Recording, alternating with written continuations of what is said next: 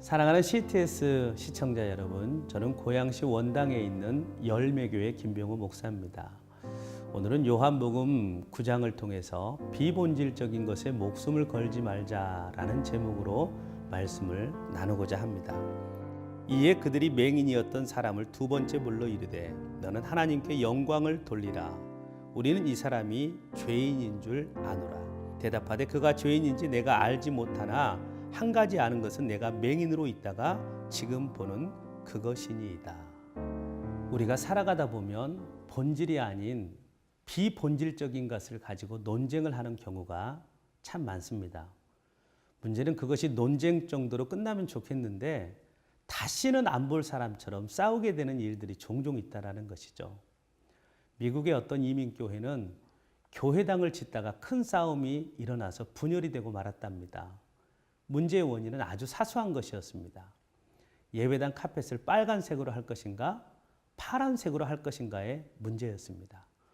또 어떤 교회는 창립주일 선물을 수건으로 할 것인가 떡으로 할 것인가를 두고 다투다가 교회를 갈라졌고, 또 어떤 교회는 교회 식사당번 때문에 교회가 갈라지기도 했답니다.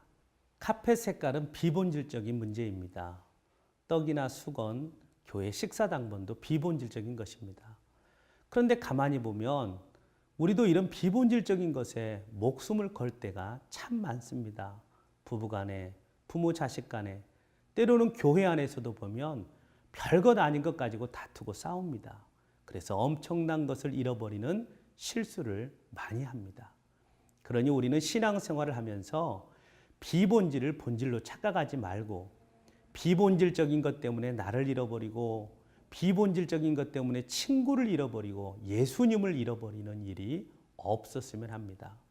이렇듯 비본질적인 것에 열을 올리는 사람들을 보면 자기 주장이나 자기 욕심, 자기 의가 너무 강하기 때문에 나타나는 현상이기도 합니다.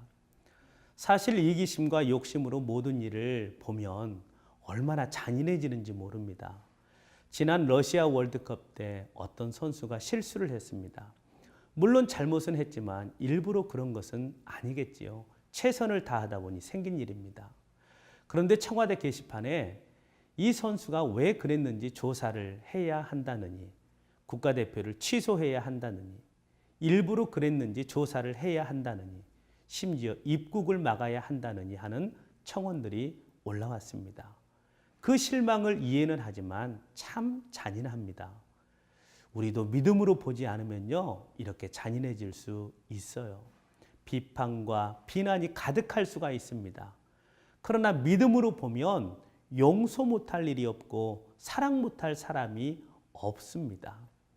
마태복음 5장 44절에 보면 너희 원수를 사랑하며 너희를 박해하는 자를 위하여 기도하라 라고 말씀합니다.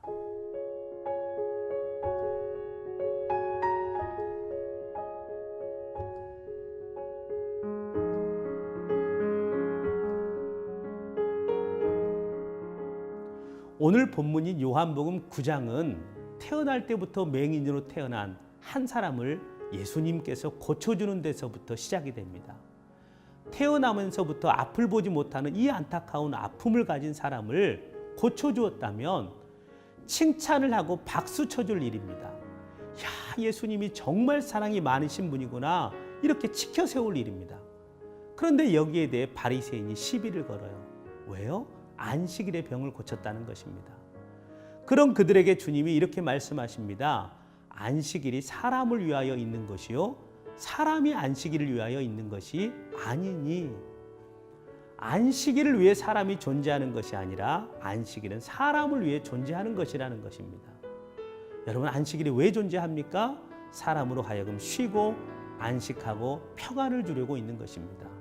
그러니 우리는 신앙생활을 하면서 늘 본질적인 것을 봐야 합니다. 그래야 바로 생각할 수 있고, 그래야 바로 살 수 있고, 그래야 주님이 기뻐하는 삶을 살아서 주님이 주시는 은혜와 복을 받으며 살 수 있기 때문입니다. 이 믿음으로 한 주간도 승리하며 살아가시기를 주님의 이름으로 축복합니다.